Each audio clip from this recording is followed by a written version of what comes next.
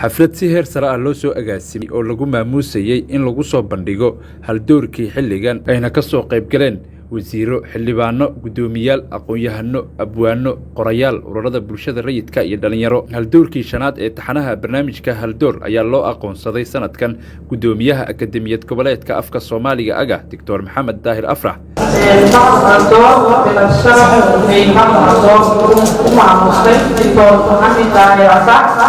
gudoomiyaha barnaamijka Haldoor Dayax Axmed Maxamed ayaa ugu horeyn faahfaahin ka bixisay barnaamijkan iyo hadafyada laga leeyahay. ugu horeysa bal inaynu baabi'ino aan meesha ka saarno aragtidaas amaanta iyo wax sheega iyo qiridda marag furka lala soo godka iyo geerida go'ay hadii aan go'na hayuun saaxiibka aan ogeyn sidaa daraadeed ayaa halkudhaga barnaamijku waxa uu leeyahay qof dhintay dhambaal ma maqlee dhiirigeli intuu dhexdeena joogo.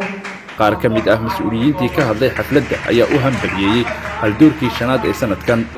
taariikhdiisaas sidii uu ugu adeegi lahaa ummadiisa agabka iyo aaladda uu adeegsanayay ee uu doorbiday inuu ummadda ugu adeegaana waa hal abuurka weliba hal abuur oo dhan maahe waa hal abuurka qoran oo qalinka lagu qoray marka qalinka ayaa wuxuu ugu adeegsaday sidii ugu adeegi lahaa qadiyadaha kala duwan ee ummadiisa. waxaan aad ugu faraxsanahay xafladii labaad oo Haldoor aan ka qayb galay midii ka horeysay waa joog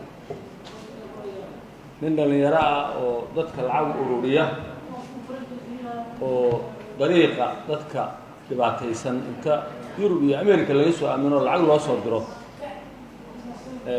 qof markaas ama xaas badan caruur badan ama dad dhibaataysan lacagta u qaybiya waa qofkii soo horeeyay Dr. Maxamed Daahir Afrax. waxaan u mahadcelinayaa tiimka Haldoor oo barnaamijkan maskaxdiisa lahaa walaashay Dayax waa barnaamij dalkeenu u baahnaa maamaha waxaa jiri jiray dhiman halka amaano dalkeeni gobolada koonfureed aan isticmaalno taasoo micnaheedu tahay dhimo halagu amaanay markii qof markuu dhinto ilaahay subxaana wa tacaala in loo tuugo loo duceeyo intaasaa anfacaysa laakiin in la amaano waxba kuma tarayso mar qofkii intuu nool yahay in la dhiirageliyo oo la amaano runtii waa wax aad u fiican aan u baahnayn. waxaan samaynaynaa abaalmarin sanad kasta aan samaynayno oo ugu magac daray gabar la yiraahdo Hodan Aleeye oo ku dhimatay